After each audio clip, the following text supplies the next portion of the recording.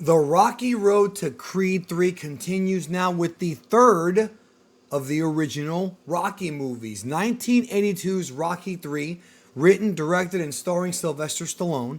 I have been waiting to talk about this movie for a long time because Rocky 3 is my favorite Rocky movie of all time. I adore Rocky 3.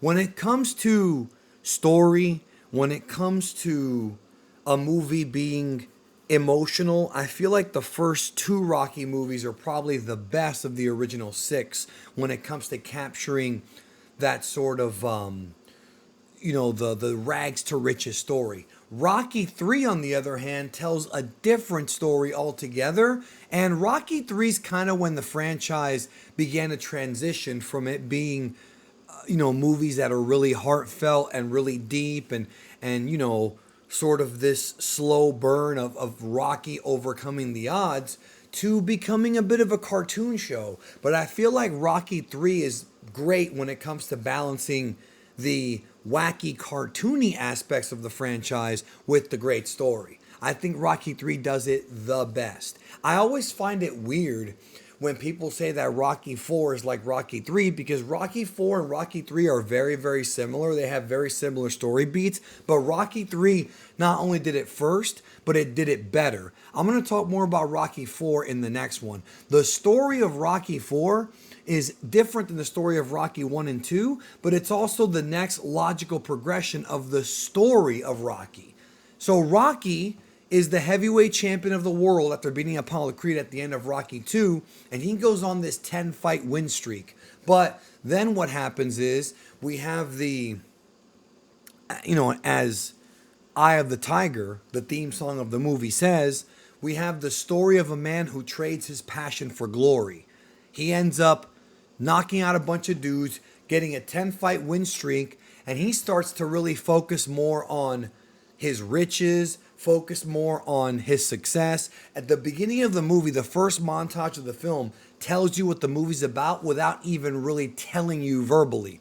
Rocky is now on the cover of magazines. Rocky is now doing endorsements. Rocky is doing, stuff that rich people do. Rocky is, now a very successful person, new car. Like the rags to riches story is over, but now Rocky must face a test. And the test is he has to face off against somebody who represents who he used to be. And that would be James Clubber Lang, played by Mr. T in Mr. T's film debut. Clubber Lang represents this hungry, dangerous fighter from the streets who has incredible power. And the main thing about him in comparison to Rocky is that while Rocky is celebrating his glory and, being a superstar and stuff like that, Clubber Lang is in the gym training, amassing wins, going in a win streak. And he's also dangerous. He's far more powerful than Apollo Creed was, and he's also younger. And of course, they build up this battle between Rocky and Mr. T. So, before we get to all that, Clubber Lang played by Mr. T, Talia Shire returns to play Adrian, and she has maybe my favorite scene in the entire franchise in this movie. Burt Young is Paulie, Carl Weathers is Apollo Creed, Burgess Meredith returns to play Mickey. Now, the beautiful thing about this story, the beautiful thing is that Rocky, who is so focused on his success and not focused enough on being a grindy, powerful fighter, ends up getting destroyed by Clubber Lang in the second act of the film, at the end of the first act, and he winds up losing the heavyweight title to the younger, hungrier Clubber Lang after getting knocked out. And this happens because Rocky wasn't really focused on the fight. He really wasn't at his best during training. He was too busy showboating and kissing, letting women kiss him and stuff like that, and not really showing that hunger. Plus, prior to the fight, Mickey ends up having some health issues that lead to his death. So Rocky wasn't even focused on the fight. And what ends up happening is Rocky loses the fight to Clubber Lang, and he's approached by his old nemesis Apollo Creed, who decides that Rocky needs to be polished and needs to train because Rocky should not have lost that fight. Apollo Creed tells Rocky, when we fought, you had that eye of the tiger, the edge. The edge is hunger. It's that look in your eyes, that desire to win. And Rocky lost that along the way. So this story is ultimately a redemption story where Rocky loses, has to pick himself back up, move past the death of his trainer, work with his former enemy who actually teaches Rocky how to box. Because remember, Rocky's more of a brawler in the first two movies and he can take punishment. But Apollo teaches him a lot of the tricks that made him such a respected and long-term heavyweight champion. We find out in the film that after Rocky beat Apollo in Rocky 2, Mickey was booking Rocky against hand-picked opponents. They were good fighters, but they weren't killers like Clubber Lang. And Rocky himself feels like he has a bit of imposter syndrome. That's what happens because he's knocked out a bunch of guys, but he didn't beat Clubber Lang. So he starts to question himself, to second guess himself, so he can't really get focused on the fight. I adore this story. This story was somewhat mimicked in Christopher Nolan's The Dark Knight Rises. A lot of movies have told this story. At this point, Rocky's the champion, but he doesn't feel like the champion. And Mickey did it to protect him. But Rocky internally just can't bring out that fighter until the best scene in the franchise, in my opinion, a scene that almost makes me cry every time I watch it. Adrian and him get into it on the beach. And Adrian tells him, you have to do it for you. Not for the cars, not for the money, for you. And Rocky admits that he's afraid. And Adrian says, we're going to still be together. Win, lose, or draw, you still have me. You still have the kids. And she gives him a speech in this movie where you completely fall in love with Adrian. I watched this movie and I'm like, holy shit, I want my wife to be just like Adrian. Every guy deserves that. And then he asks her, when did you get so tough? And she's like, I live with a fighter. It's beautiful. It's a beautiful story. This is a beautiful fucking story. And I'm really sick of people. I mean, I'm not sick of it. You have a right to your opinion, but I really don't like when people dismiss this movie. I thought Rocky 3 was amazing. Adrian, Apollo working alongside Rocky. We had the training vignette with the Gonna Fly Now, which is the best one in my opinion, where Apollo teaches Rocky how to dance. Not literally, but fighting-wise. Techniques on how to be a better boxer, leading to the rematch with Clubber.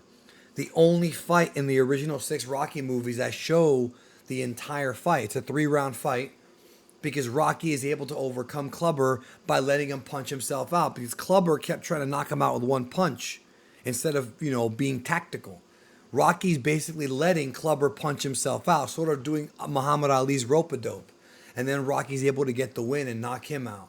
And I just love how manly it is, where he's like, come on, knock me out, come on, you ain't so bad. And he's literally taunting Clubber into getting himself tired so that Rocky could, when his wind is out, Rocky could finish him off.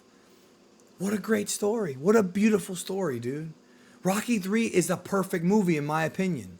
And even before that, we have the classic scene of Rocky and Thunderlips, the wrestler versus the boxer in the charity match, and the wrestlers played by Hulk Hogan. This movie came out a year before Hulk Hogan would jump to WWF, and then 2 years before January 84 when he would become the WWF champion and skyrocket the company into new heights and become the immortal Hulk Hogan, the most well-known wrestler of the 80s. This is the movie that literally created WrestleMania. Because here is where Mr. T and Hulk Hogan met. And if you remember, the main event of WrestleMania 1 was Hulk Hogan and Mr. T against Roddy Piper and Paul Orndorff. And that's because of this movie. This movie and the connection between Mr. T and Hulk Hogan is what made the WWF and what literally took the WWF mainstream. I could do a whole video about the importance of Rocky 3 to wrestling because this movie did a lot for pro wrestling. Hulk Hogan and the WWF dominated the 80s because of his association with Mr. T, because of this movie, because of the success of WrestleMania 1. If WrestleMania 1 was not successful, nothing else would have happened. That's powerful. Aside from all that, the death of Mickey is a really sad moment. Very, very sad. And like when Rocky goes to see him and he's like, it's over, knockout. He's like, good, we did good. And then he dies. It's so tragic. It's something that needed to happen. Let's not forget another great scene. I love this movie. Another great scene is when they're showing the Rocky Balboa statue for the first time, and then Clubber shows up and taunts him. And this is also the movie where Mr. T infamously says, I pity the fool. It's in this movie. He is a great villain. Mr. T is a phenomenal villain in this movie, yo. Prediction. Pain. There are so many quotables in this movie. The story of this movie is the speech that Rocky gave in Rocky Balboa, which is when you get knocked out, and about how hard you hit.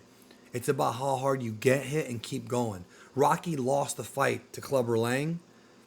Apollo took him under his wing and taught him how to fight like a champion, and he wound up regaining the title. And of course, all of this would segue into the Creed series because obviously Apollo's son asked Rocky about all this. Rocky 3 and 4 are important, very, very important when it comes to the Creed films and their impact on them. This movie has a great balance of there's comedy, there's action, there's emotional moments. I mean, Rocky and Adrian's relationship here is like a really good marriage, a very strong marriage. And then there's the story of Rocky teaming up with his rival helping him. It's a beautiful, manly story, but it's still also a love story. And the characters are great. Everyone in this movie is a great character. Adrian, Paulie, Rocky, Apollo, even Duke, Apollo's trainer, his father figure. Clubber Lang is a phenomenal villain, totally different than Apollo. Totally different. Way. Apollo was more of a showboating kind of guy. Clubber was just an asshole. And that makes him dangerous. This was the movie that also kind of brought in the more musical aspects. We have Eye of the Tiger from Survivor, who would come back for Rocky 4. And then Rocky 4 really took it to the next level when it came to the music. I will say that for a very long time, until Creed 1 came out, in my own head, this movie was the end of the Rocky franchise for me. Like for me, the Rocky trilogy, Rocky 1, Rocky 2, and Rocky 3 are pretty much the story for me. Everything else is non-canon. Everything else is, extra, DLC. For me, the story could have ended here and it would have been satisfying. For a long time, I did not like Rocky 4. I have a lot of problems with Rocky 4. And I'll talk more about that in the next edition of this, because I know Rocky 4 is super popular and a lot of folks like it, and I'll tell you what I liked and didn't like about the film. However, when Creed 2 came out, and Creed 1, that really helped me appreciate Rocky 4 more and put it back into my own personal headcanon. But for me, Rocky could have ended here and it would have been fine. Honest to God, it would have been okay. I wouldn't have even been mad because it's a great story. He gets the title back and happy ending, Happy ending. It's beautiful. But there are good things about Rocky 4 as well. There are some good things about it. I still have problems with it, but I'll talk more about that in the next edition. Either way, Rocky 3 is one of my favorite movies of all time. Unlike the first two Rocky movies, it's only about 90 minutes. It's a very easy movie to watch. Well, it's 100 minutes. It's like an hour and, not too long, like an hour and 40 minutes. No big deal. Pretty easy movie to watch, to be honest with you. And Rocky 4 is even shorter, I think. But it's an easy movie to watch, and they don't waste any scenes at all. It's just a beautiful film. Everybody's so awesome. There's so many great moments. Even like Paulie going to the gym in LA where Clubber trained at. Like there's just so much good stuff in this movie, yo. So much good stuff. So Rocky 3 is my favorite Rocky film. Is it the best written one? Probably not, but I still love it. I love the jokes. I mean, the humor's great. It's got everything you could ever want out of a Rocky film. It is my favorite one of all time, and I can't begin to tell you how much I love this movie, and I already have told you throughout the entire thing. Eye of the Tiger is just a classic, like a classic song representing the story of the film. It really tells the story of the film, and it's just a masterpiece, man. It's rare for a third movie in a franchise to be like this good. It's very rare, but it's it's true. You know, it's good. I mean, it really, even if it's not your favorite, you have to acknowledge that it's not a bad movie at all, and it's important for history. So next time we're going to talk about Rocky 4, but Rocky 3, phenomenal film, my favorite one. What do you think about it? Let me know, and we'll talk next time for Rocky 4.